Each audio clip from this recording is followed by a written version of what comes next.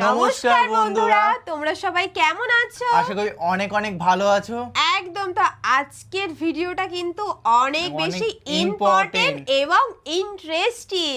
একদম, যেহেতু এমন একটা টপিক যেটা আমাদের এমন একটা দুশ্চিন্তা, মানে পদে পদে এখন আছি ভালো মস্তিষ্কে, একটু পরে কিন্তু আলাদা মস্তিষ্কে। একদম, এখন কিন্তু দুশ্চিন্তা মানে আমরা ছোট খাটো মানে এমনকি মানে বড় বড় যেটা নিয়ে করা উচিত না সেটা একদম। নিয়েও কিন্তু আমরা করে ফেলি দুশ্চিন্তা। যেটা আমরা ভাবি না আমাদের লাইফে কিচ্ছু নেই, যেটা আমাদের মেটার করে না, সেটা নিয়েও কিন্তু অনেক সময় দুশ্চিন্তা করি। যেটা যদি থাকতো, এটা যদি না থাকতো, মানে এমন এমন জিনিস যেটা বেশিরভাগ এই দুশ্চিন্তার কারণে মানুষের হার্ট অ্যাটাক হয়ে মারা যাচ্ছে অলরেডি। এখন একটু বেশি হচ্ছে। তো দেখবো খুব সুন্দর একটা ভিডিও। আর প্রতিনিয়ত কিন্তু দুশ্চিন্তা করেই যাচ্ছি আমরা পরেশান থাকি। দুশ্চিন্তা মানে বিশাল একটা বড় প্রবলেম হয়ে দাঁড়িয়েছে, বাজে একটা রিঅ্যাকশন, মানে এটা সবাই ভাবছে, আমরা বলছি কিন্তু আমরা ভেবেই যাচ্ছি। তো এটার থেকে রিলিজ বা তার কিন্তু একটা সলিউশন বেরিয়ে গেছে আজকে। সেই সলিউশনটাই আজকে আমরা দেখব এবং শুনবো। যেহেতু আজকে ভিডিওর টাইটেলটি হলো দুশ্চিন্তা, তো অবশ্যই দুশ্চিন্তা আর পরেশানি থেকে কিভাবে বের হবেন একবার শুনুন। আর বিশেষ করে কার ভিডিও সেটা তো দেখতে হবে। আমার এবং তোমাদের ফেভারিট লিস্টে মানে যে টপে থাকে ওই তো, মানে আমাদের এবং তোমাদের ফেভারিট লিস্টে একদম যে আছে মিজানুর রহমান আজারি। তো হুজুরের ভিডিও দেখবো, খুবই ভালো লাগে। রিসেন্টলি কম আনা হচ্ছে, কিন্তু তোমাদের এত রিকোয়েস্ট আসছে যেটা আমরা না এনে আর পারলামই না। তো আনবো অবশ্যই মিজানুর রহমান আজারি স্যারের ভিডিও বেশি করে। তোমরা অবশ্যই তোমরা আরো বেশি করে কমেন্ট করো। আর চ্যানেল যদি নতুন হয় তো চ্যানেলটা সাবস্ক্রাইব করে দেবে, পাশে থাকা বেল আইকনটা অল করে দেবে, একটা লাইক করে দেবে। মেইন ভিডিও ডেসক্রিপশন বক্সে লিংক পেয়ে যাবে, চেক আউট করে নিও। তো চলো আজকে ভিডিও শুরু করা যাক। আল্লাহ বলে, যদি আমার নেয়ামতের প্রশংসা করো আমি নেয়ামত বাড়িয়ে দেব, একদম। আর যদি নাশুকরি করো আমি এমন আযাব দেব, জেনে রেখো ইন্না বাতশা রাব্বিকা লাশাদীদ, নিশ্চয়ই তোমার রবের পাকড়াও, তোমার রবের অ্যাটাক, পানিশমেন্ট বড় ডেঞ্জারাস। একদম, কারণ আমি আল্লাহ সব সময় ধরি না, ধরলে ছাড়ি না। ধরে না ধরলে আল্লাহ ছাড় দেয় কিন্তু ছেড়ে দেয় না, ঠিক কি না? একদম। আমরা পুলিশকে যতটুকু ভয় পাই আল্লাহরে তার অর্ধেক ভয় পাই না। সত্যি, এটা বাস্তব কথা। পুলিশ দেখলে অনেক ভয় পাই, র‍্যাব দেখলে অনেক ভয় পাই, বন্দুকের নল যদি মাথায় কেউ ধরে অনেক ভয় পাই, এর অর্ধেক আল্লাহরে ভয় পাই না, কারণ দেখি না যে। একদম, এটা একদম বাস্তব। তো এই সব কিছুর চাইতে বেশি ভয় পাইতে হবে কাকে? আর সব সময় প্রশংসা করতে হবে কার? আল্লাহ এত নিয়ামত আমাদেরকে দিয়েছেন, এই নিয়ামতগুলো গুণে শেষ করা যাবে না। বিষ্ণু বলেছেন সব সময় তোমার জিহ্বাটাকে আল্লাহর জিকির আর প্রশংসা দিয়ে ভিজিয়ে রাখো। তো মান লাজিমাল ইস্তিগফার, যে ইস্তিগফারের সাথে আঠার মতো লেগে থাকে, সে 5টা জিনিস পায় জীবনে। চিল্লায় বলেন না কয়টা? 5টা। 1 নাম্বার, জাআলাল্লাহু লাহু মিন কুল্লি দিকিন মাখরাজা, সব বিপদ থেকে তার উদ্ধার করে কে? আমাদের জীবনে বিপদ আপদ আছে না নাই? কম না বেশি? কত বিপদ, কত ধরনের বিপদ। যে কোনো সময় দুর্ঘটনা হতে পারে, রোড অ্যাক্সিডেন্ট আছে না নাই? যে কোনো সময় গুম হয়ে যেতে পারেন, আপনারা খুঁজে পাবেন আপনার স্বজনরা। যে কোনো সময় ক্রস ফায়ারের মধ্যে পড়তে পারেন, ঠিক কি না? যে কোনো সময় বজ্রপাতে আপনি নিহত হতে পারেন, ভূমিকম্পের মাঝখানে পড়তে পারেন, দুজন কোবাকবি লাগছে আপনি মাঝখানে, হতে পারে না? একদম। জাআলাল্লাহু লাহু মিন কুল্লি দিকিন মাখরাজা, এরকম সব ধরনের বিপদ থেকে তারে রক্ষা করবে কে? যদি ইস্তিগফারের সাথে আঠার মতো লেগে থাকা যায়। এই হলো নাম্বার 1। নাম্বার 2, ওমিন কুল্লি হাম্মিন ফারাজা, যে সব সময় আঠার মতো ইস্তিগফারের সাথে লেগে থাকবে, আল্লাহ তাকে দুশ্চিন্তা থেকে মুক্তি দিবেন, তার কোনো টেনশন থাকবে না। সুবহানাল্লাহ পড়েন। আমাদের জীবনে টেনশন আছে না নাই? জীবন নিয়ে টেনশন, মরণ নিয়ে টেনশন, ক্যারিয়ার নিয়ে টেনশন, বাড়ি ভাড়ার টেনশন, বিদ্যুৎ বিলের দাম বেড়ে যাচ্ছে টেনশন, ঘরের মধ্যে শান্তি নাই টেনশন, দ্রব্যের দাম বাড়তেছে, বেতন কমতেছে টেনশন, ঠিক কি না? এই টেনশন থেকে আপনাকে মুক্ত রাখবে কে? মানে বেশি অল্প বিষয়। নাম্বার 3, ওয়ায়ারযুকহু মিন হাইসু লা ইয়াহতাসিব, এমন জায়গা থেকে আল্লাহ আপনাকে রিজিকের ব্যবস্থা করবে আপনি কল্পনাই করতে পারবেন না। বাবা, রিজিক দেওয়ার মালিক কে? কেউ যেটা পারে না, পারে কে? এমন জায়গা থেকে তিনি রিজিক দিবেন আপনি কল্পনাই করতে পারেন না, আপনি হিসাবই করেন না যে এখান থেকে কিছু রিজিক আমি পাবো, একদম কিন্তু আল্লাহ ব্যবস্থা করে দিয়েছে। সুবহানাল্লাহ পড়ে। বাবা 4 নাম্বার, যতক্ষণ ইস্তেগফারের সাথে আঠার মতো লেগে থাকবেন আল্লাহর কোনো শাস্তি আপনার উপর আসবে না। ওমা কান আল্লাহু মুআযযিবাহুম ওয়া হুম ইস্তাগফিরুন, যতক্ষণ আপনি ইস্তেগফার করবেন আল্লাহর আযাব আপনারে পাকড়াও করবে না। 5 নাম্বার হচ্ছে আল্লাহ আপনাকে মুস্তাজাবুদ দাওয়া বানিয়ে দিবে। মুস্তাজাবুদ দাওয়া মানে এমন ব্যক্তি, যেই ব্যক্তি দোয়া করা মাত্রই দোয়া কবুল করে। কে সবসময় ইস্তেগফার পড়তে রাজি আছেন তো? আপনারা ইমাম আহমদ ইবনে হাম্বলের নাম শুনেছেন? এই হাদিস কালেকশনের জন্য ইমাম আহমদ ইবনে হাম্বল বছরের পর বছর, যুগের পর যুগ, শহর থেকে গ্রাম, গ্রাম থেকে শহর চষে বেরিয়েছেন। ওনার শেষ জীবনটা উনি হাদিস সংগ্রহের কাজে ব্যয় করেছেন। একবার এক সফরে তিনি রাত্রিবেলা বেরোলেন। ইস্তেগফার পড়লে যে কি করে মানুষ মুস্তাজাবুদ দাওয়া হয় শুনেন। রাত্রিবেলা সফরে তিনি বেরোলেন, হাদিস সংগ্রহের সফর। পথিমধ্যে এক মসজিদে মাগরিবের নামাজ পড়লেন, এশার নামাজ পড়লেন। প্রচন্ড শীত, তিনি ভাবলেন আজকের রাতটা মসজিদেই কাটায় দেই। ফজরের সালাত পড়ে তারপরে বেরো। ব্যাগ থেকে কাঁথা বের করে তিনি শুয়ে পড়লেন। কিন্তু মসজিদের দারোয়ান এসে বলে, মসজিদে তো থাকা যাবে না, আপনি বের হন। একদম। ইমাম আহমদ ইবনে হাম্বল বললেন, আমি বৃদ্ধ মানুষ, প্রচন্ড শীত, কই যাব? আমি ফজরের মুসল্লি, ফজর নামাজ এই মসজিদে পড়বো, আমারে বাজান তুমি থাকতে দাও। দারোয়ান বলেন, নো, থাকা যাবে না, মসজিদে থাকা যাবে না, বের হন, না হলে গাঠটি সহ বের করে দেব। চিনে নাই এটা যে ইমাম আহমদ ইবনে হাম্বল, সে বুঝতে পারে নাই। তো দারোয়ানের সাথে সুবিধা করতে না পেরে ইমাম আহমদ ইবনে হাম্বল ব্যাগ নিয়ে বের হয়ে গেলে। প্রচন্ড শীত, কাঁপছেন। হঠাৎ দেখে সামনে এক বাজার, ওই বাজারে এক খাব্বাজ বসে আছে। খাব্বাজ মানে রুটি বিক্রেতা। খাব্বাজ মানে যুবক, একজন রুটি বিক্রেতা, রুটি বিক্রি করে। যে যুবককে সালাম দিলেন, আসসালামু আলাইকুম। যুবক পড়লো, আলাইকুম আসসালাম। ইমাম আহমদ ইবনে হাম্বল বলল, যুবক, আমি মুসাফির মানুষ, থাকার জায়গা নাই, প্রচন্ড শীত। এই যে তুমি চুলার মধ্যে উনুনে রুটি বানাচ্ছ, আমি যদি তোমার চুলার পাশে বসে রাতটা কাটাই, তোমার কোনো সমস্যা হবে? যুবক বলেন, নো, কোনো সমস্যা নাই। আহলান ওয়া সাহলান ওয়া মারহাবান বিক, আসল মানুষ, খোশামদেদ, সুস্বাগতম, আসেন। আপনি আমার চুলার পাশে বসে আগুন পোহালে আমার সমস্যা কি? আসেন, আসেন, বসেন, আপনি মুরব্বি মানুষ। ইমাম আহমদ ইবনে হাম্বল আল্লাহ শুকরিয়া করে চুলার পাশে বসে শীতের রাতে চুলা থেকে তাপ নিচ্ছেন, আগুন পোহাচ্ছেন। আর তিনি দেখতে লাগলেন যুবক আটা দিয়ে রুটি বানায় আর পড়ে আস্তাগফিরুল্লাহ, রুটির খামির বানায় আর পড়ে আস্তাগফিরুল্লাহ, গোল গোল করে খামির দিয়ে দলা বানিয়ে সাজিয়ে রাখে আর পড়ে আস্তাগফিরুল্লাহ, রুটি বেলুন দিয়ে বলে এটারে চুলার ভেতরে ঢুকায় আর কি পড়ে আস্তাগফিরুল্লাহ। ক্রেতা আসলে ক্রেতাকে রুটি দেয় আর পড়ে, ক্রেতার হাত থেকে টাকা নিয়ে ক্যাশ বক্সে রাখে আর কি পড়ে। ইমাম আহমদ ইবনে হাম্বল তো অবাক, ঘটনা কি? আসার পর থেকে এই যুবকটারে দেখতেছি খালি পড়ে আস্তাগফিরুল্লাহ, আস্তাগফিরুল্লাহ। তিনি কৌতূহল বশত বললেন, যুবক, মা লাকা ইয়া শাব দাইমান তাকরাউনা আস্তাগফিরুল্লাহ, হে যুবক, তোমার ঘটনাটা কি? আসার পর থেকেই তুমি শুধু দেখতেছি পড়তেছো আস্তাগফিরুল্লাহ, আস্তাগফিরুল্লাহ, কারণটা কি? যুবক বলে, আমি সবসময় ইস্তেগফারের সাথে আঠার মতো লেগে থাকি, আর লেগে থাকার কারণে এর বরকতে আল্লাহ আমাকে মুস্তাজাবুদ দাওয়া বানিয়ে দিয়েছে। মানে আল্লাহ আমাকে এমন বানিয়েছে যে আমি দোয়া করা মাত্রই আমার দোয়া কবুল করে। কে? বাহ বাহ বাহ। ইমাম আহমদ ইবনে হাম্বল বললেন, আনতা মুস্তাজাবুদ দাওয়া, তুমি মুস্তাজাবুদ দাওয়া, মানে তুমি দোয়া করলেই সেটা কবুল হয়ে যায়? যুবক বলে, না, আনা মুস্তাজাবুদ দাওয়া, আমি আমার জীবনে যত দোয়া করেছি সব কবুল করে নিয়েছে কে? আমি মুস্তাজাবুদ দাওয়া, আমি দোয়া করতে দেরি, কবুল হতে সেটা দেরি হয় না। তবে আমার পুরো জীবনের সব দোয়া কবুল হলেও একটা দোয়া এখনো কবুল হয় নাই। এটা শুনে ইমাম আহমদ ইবনে হাম্বলের কৌতূহল, কিউরিসিটি আরো বেড়ে গেল।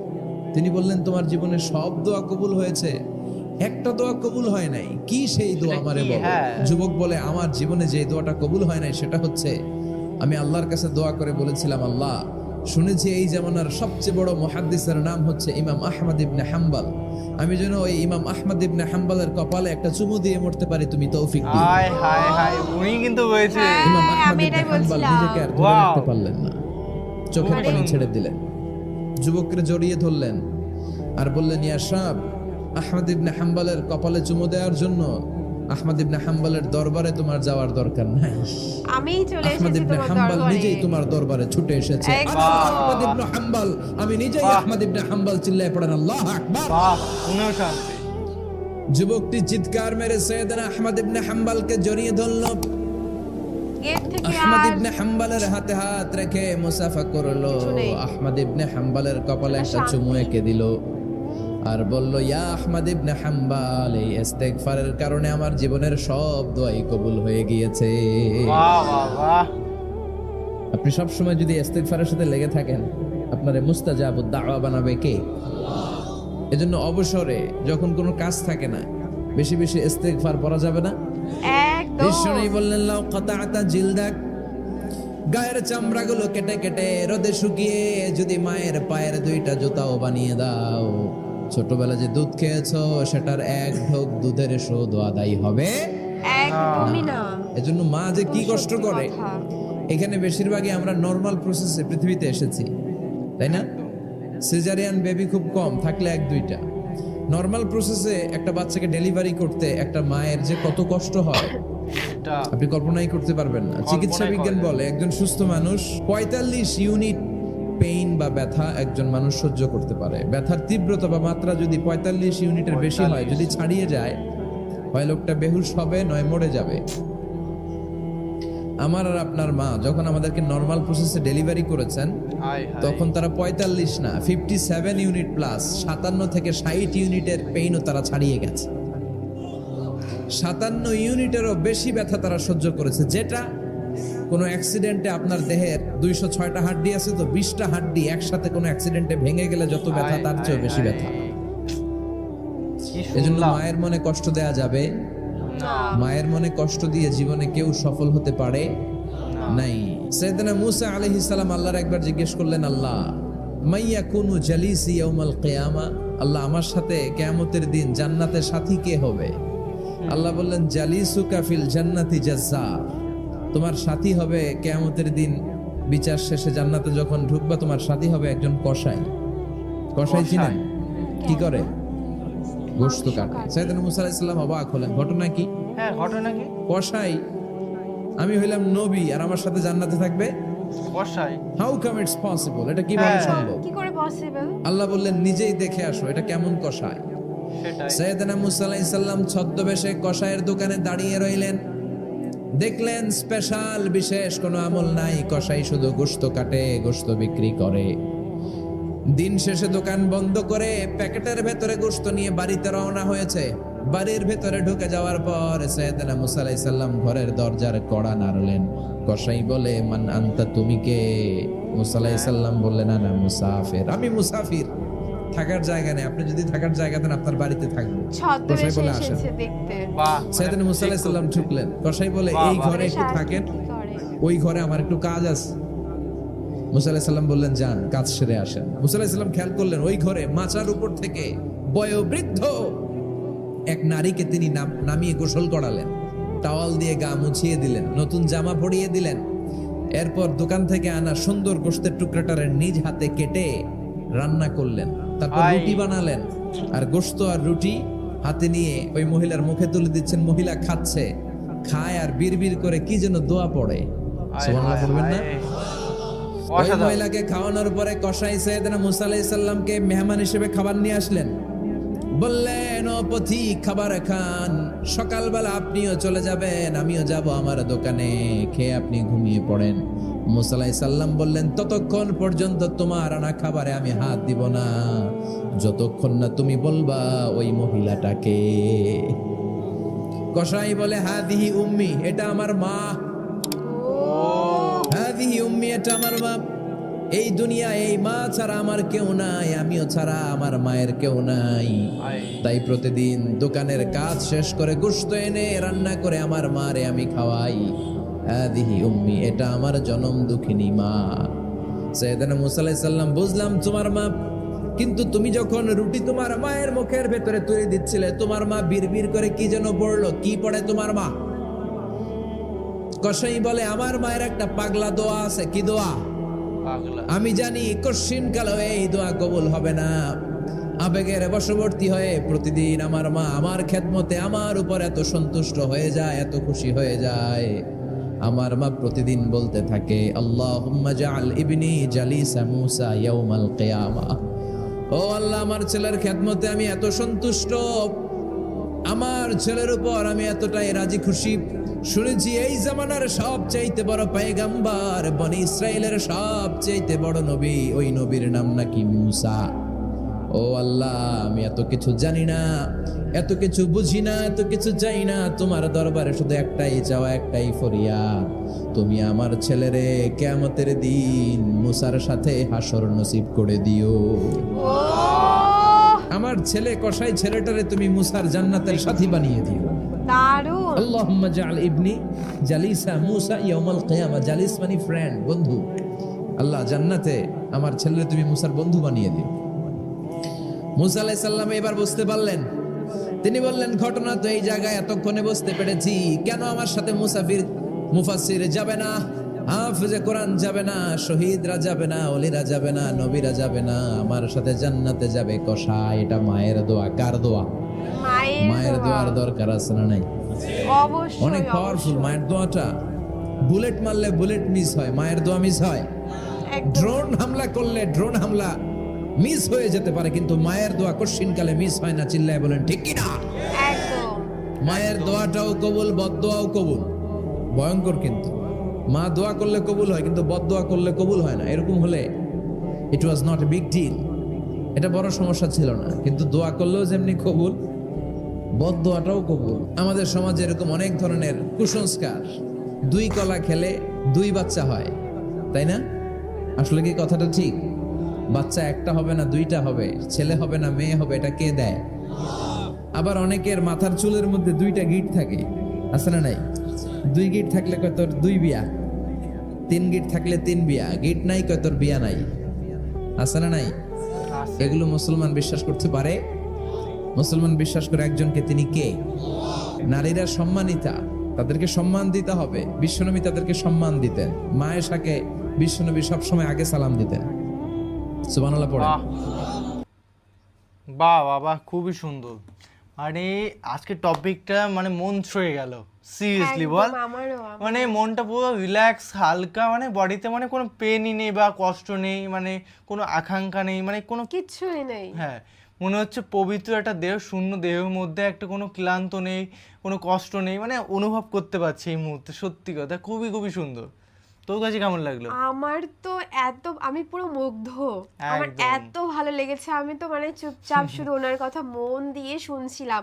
আমার এত এত এত ভালো লাগে, মানে আমি যত বলবো যে আমার খুব ভালো লাগে ততটা কিন্তু কম হয়ে যায়। একদম খুবই সুন্দর ভিডিও। মন মানে হচ্ছে পুরো হালকা ফ্রেশ হয়ে গেল। মানে স্নান করে যেমন আসার মানে ফ্রেশ ফিল হয়, তার থেকেও 3-4 ডবল ফ্রেশ ফিল হচ্ছিল।